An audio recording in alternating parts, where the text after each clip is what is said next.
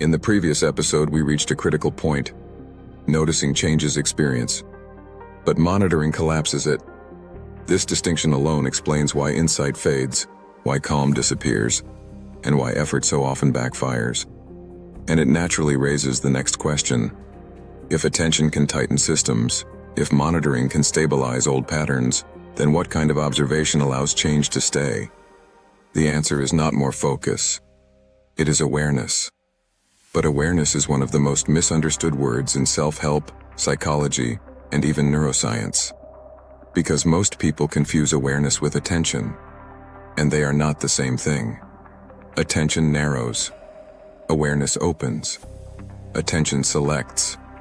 Awareness allows. Attention assigns importance. Awareness removes urgency. This difference may sound subtle, but biologically, it is profound. In neuroscience, attention is a mechanism that increases precision. It amplifies certain signals and dampens others. Awareness, on the other hand, does not amplify. It includes.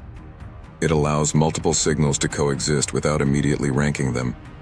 This distinction appears across multiple scientific traditions, even when the language differs. In predictive processing models of the brain, attention increases confidence in a prediction. It tells the nervous system, this is reliable, trust this. Awareness does something different.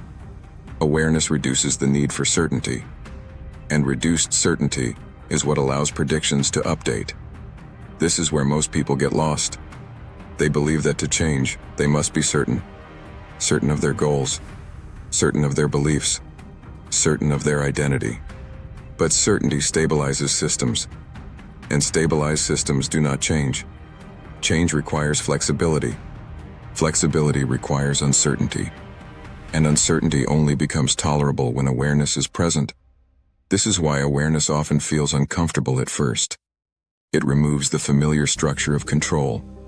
It takes away the immediate impulse to fix, explain, or decide. And the mind resists that.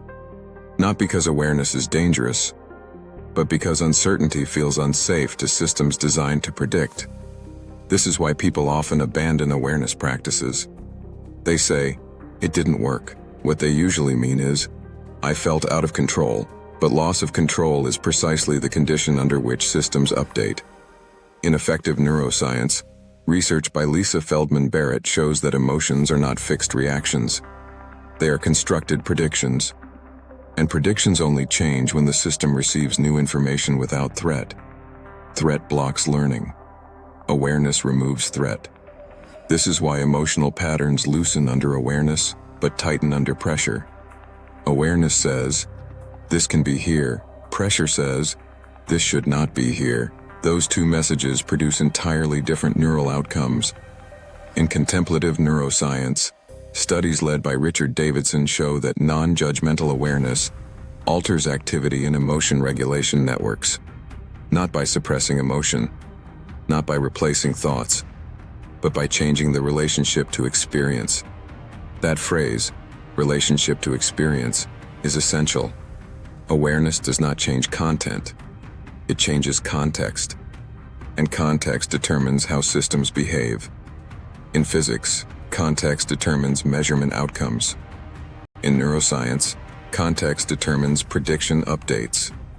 In lived experience, context determines whether patterns repeat or dissolve. This is why awareness is not a technique. Techniques introduce goals. Goals introduce pressure. Pressure stabilizes old patterns. Awareness removes the goal. And without a goal, the system relaxes. This does not mean awareness is passive. It is deeply active, just not effortful. It is the activity of allowing experience to unfold without immediate interference. To understand why this matters so much, we need to talk about defense. The nervous system evolved to protect. It scans for danger. It predicts threat. It prepares responses. This is not a flaw. It is survival.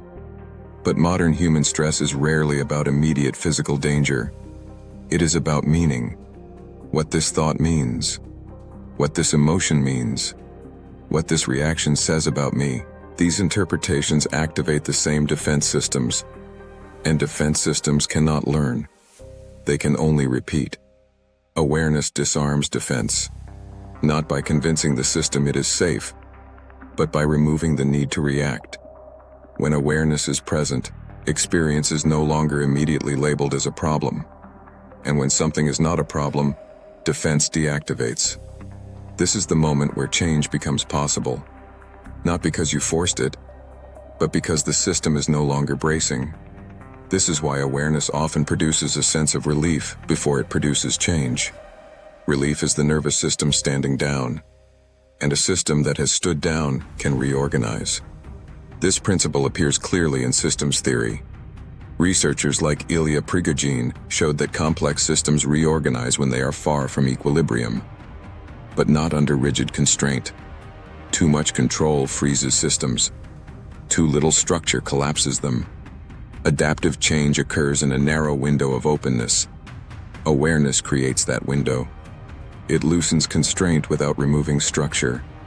It allows fluctuation without chaos. This is why awareness-based change feels slow but durable. No dramatic moment, no emotional high, just gradual reorganization. Many people mistake this quietness for stagnation. They think nothing is happening, but something is happening at a deeper level. Prediction is updating. Identity is loosening. Patterns are losing precision. This is also why awareness cannot be rushed. Rushing is pressure. Pressure reintroduces defense, and defense stabilizes the old state. This brings us to an important clarification. Awareness does not mean accepting everything forever. Acceptance is not resignation. Awareness is not approval. Awareness is simply allowing the system to register what is happening without immediately interfering.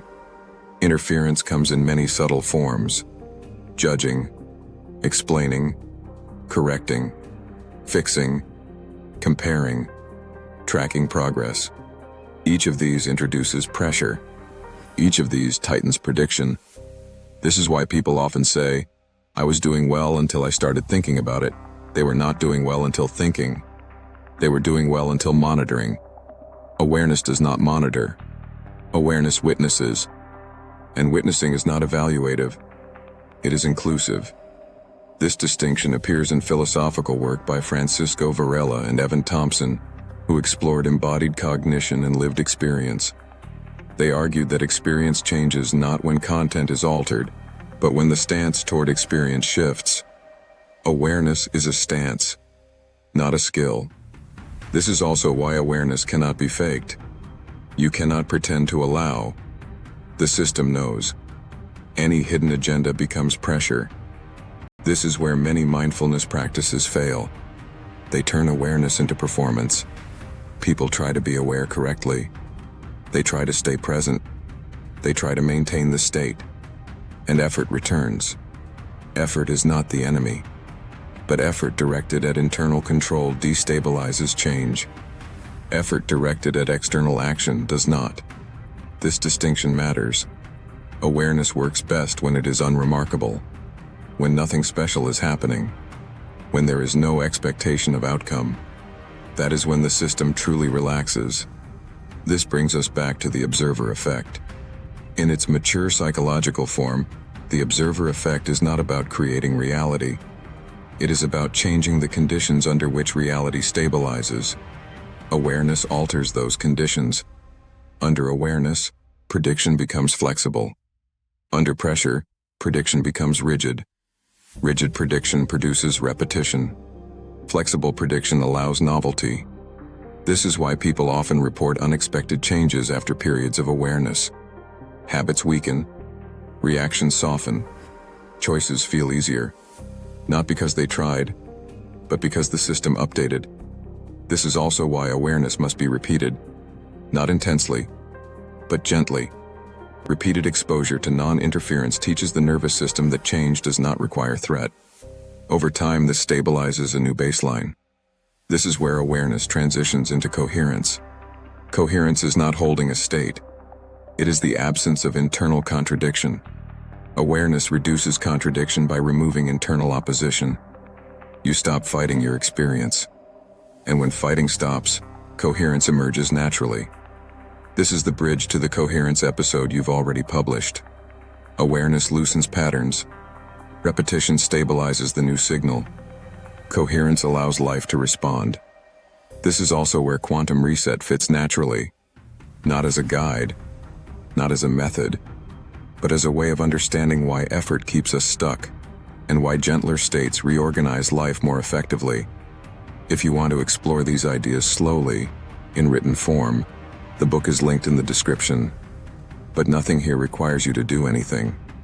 That is the point. Awareness is not something you apply. It is something that remains when interference stops. So if you find yourself asking, "Am I doing this right?" that question itself is interference. And noticing that, gently, is already awareness. This is the paradox. Awareness cannot be forced, but it is always available. The moment you stop trying to improve experience, awareness appears. This is why awareness feels ordinary. No fireworks, no breakthrough, just space. And space is what systems need to reorganize. If you take one thing from this episode, let it be this. You do not change by controlling experience. You change by allowing experience to update itself. Awareness is the condition that makes that possible. In the next episode, we step fully into coherence, not as a practice, but as the natural result of repeated non-interference. For now, there is nothing to hold, nothing to maintain, nothing to perfect, only something to recognize. When observation stops interfering, change does not need effort. It needs time. If this episode helped you understand something you felt but never had language for, subscribing supports this kind of long-form, research-based work. And if someone in your life is stuck in effort, pressure, or self-monitoring, sharing this episode may help more than advice. This is the observer effect, not as mysticism, but as lived science. And once you understand it, change stops feeling so hard.